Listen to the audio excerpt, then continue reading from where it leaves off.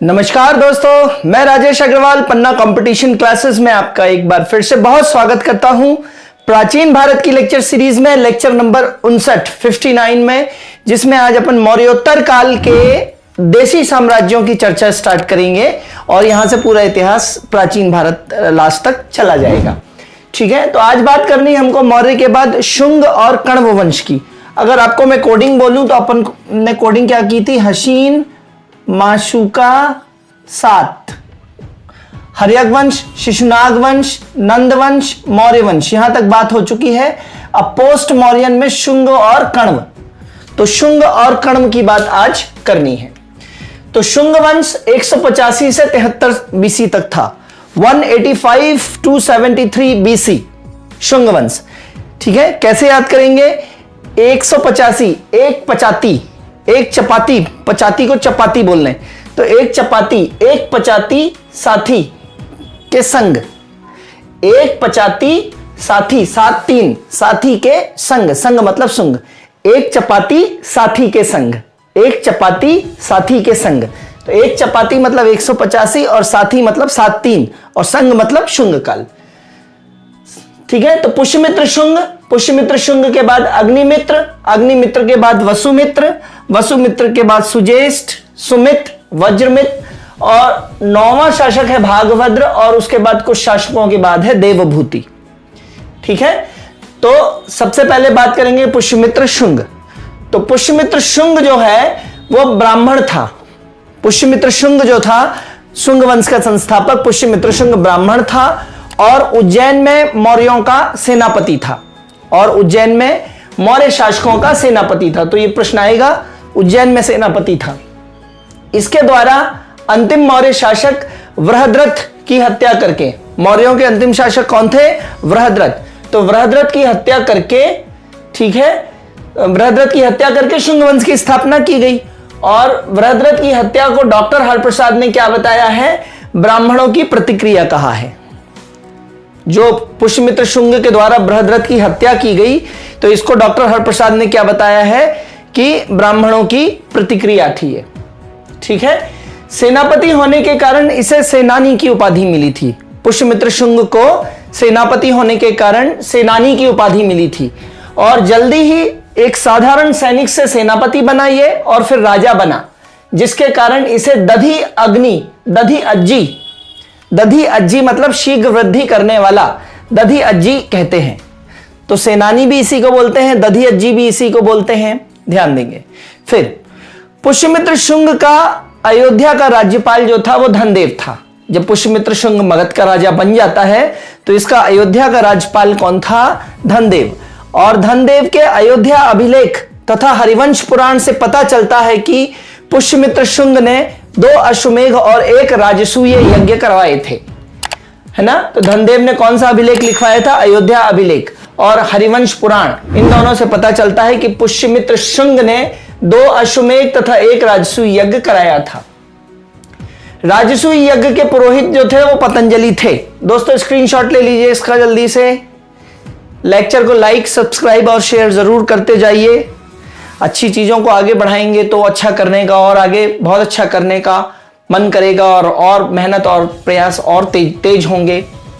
ठीक है, तो राजसूय यज्ञ के पुरोहित कौन थे? इसके पतंजलि थे। और मनुस्मृति का संकलन भी पुष्यमित्र शुंग के समय हुआ, ये अपन बात कर चुके हैं।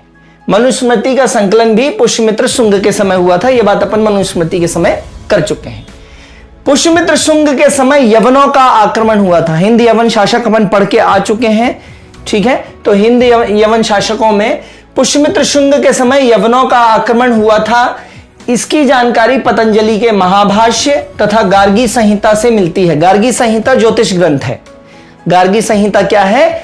मैंने आपको बताया था, गार्गी, घोषा, सिक्ता, अपाला, विश्वपाला, ये सब वैदिक काल, उत्तर वैदिक काल की स्त्रियां हैं, महत्वपूर्ण स्त्रियां। तो यवनों का आक्रमण हुआ था पुष्यमित्र शुंग के समय। इसकी जानकारी पतंजलि के महाभाष्य और गार्गी संहिता, गार्गी संहिता जो है वो ज्योतिष ग्रंथ है, इससे मिलती है। और इसमें बताया गया है कि यवन जो थे वो चित्तौड़ के पास माध्यमिका नगरी तथा अयोध्या के साकेत तक पहुंच चुके थे। इसमें क्या बताया गया है कि यवन जो है वो चित्तौड़ के पास माध्यमिका नगरी तथा अयोध्या के साकेत तक बढ़ आए थे। यवनों के एक और आक्रमण को पुष्यमित्र शुंग का नाती, ये देखिए पुष्यमित्र शुंग का बेटा अग्निमित्र और अग्निमित्र का बेटा वसुमित्र, तो पुष्यमित्र शुंग का नाती हो गया वसुमित्र। तो यवनों के एक और आक्रमण को पुष्यमित्र शुंग का नाती वसुमित्र रोकता है और सिंधु नदी के तट पर यह यवनों को हराता है। कौन? वसुमित्र, पुष्यमित्र शुंग का ग्रैंडसन। ठीक है, नेक्स्ट पुष्यमित्र शुंग के बाद बात करेंगे अग्निमित्र की। इसने विदिशा को अपनी राजधानी बनाया। ध्यान देंगे, जो अग्निमित्र है इसने विदिशा को अपनी राजधानी बनाया और कालिदास की रचना जो मालविका अग्निमित्रम है, नाटक है कालिदास द्वारा लिखा हुआ, उसका नायक भी कौन है? अग्निमित्र है, पुष्यमित्र शुंग का लड़का। नेक्स्ट भागभद्र, तीसरे शासक। अब यहां 9वें नंबर के सीधे इंपॉर्टेंट शासक पे आ गए हैं अपन, भागभद्र पे। तो भागभद्र शुंग वंश का 9वां शासक है और आपको मालूम होना चाहिए कि एंटियालकीड्स ने इसके दरबार में किसको भेजा था? हेलियोडोरस को भेजा था। और गरुण स्तंभ, खंबा बाबा, भागवत स्तंभ, ये सब बातें अपन पहले कर चुके हैं। हेलियोडोरस स्तंभ, विदिशा। ठीक है, फिर देवभूति शुंग वंश का अंतिम शासक था, तो यह ध्यान में रखना है आपको। शुंग वंश का अंतिम शासक कौन था? देवभूति। और वासुदेव इसकी हत्या कर कण्व वंश की स्थापना करता है। तो वासुदेव जो है इसकी हत्या करता है, किसकी?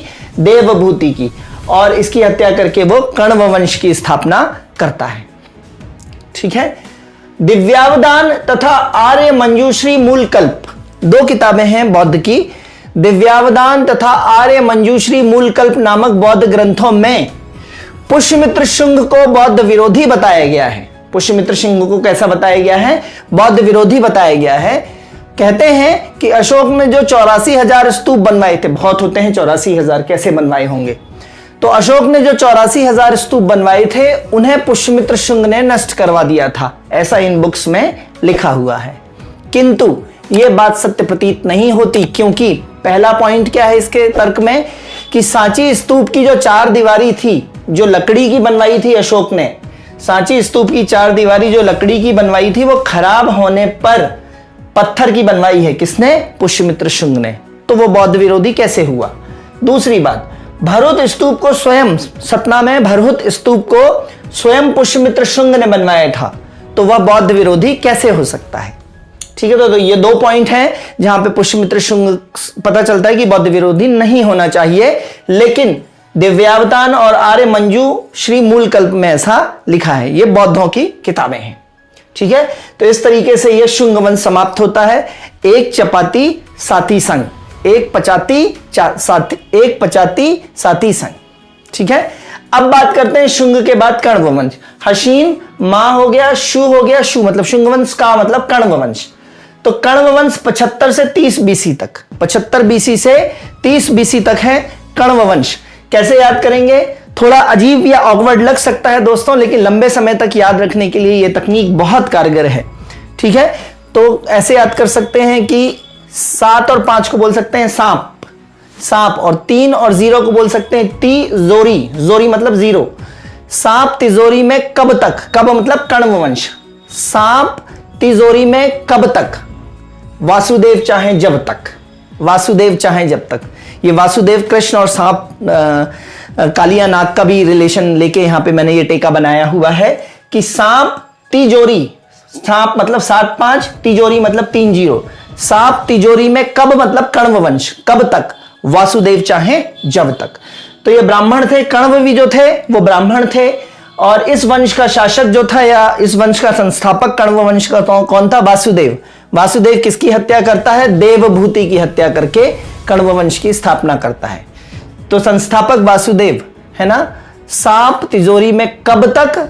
वासुदेव चाहे जब तक। वासुदेव के बाद सुशर्मन, भूमिदेव और नारायण।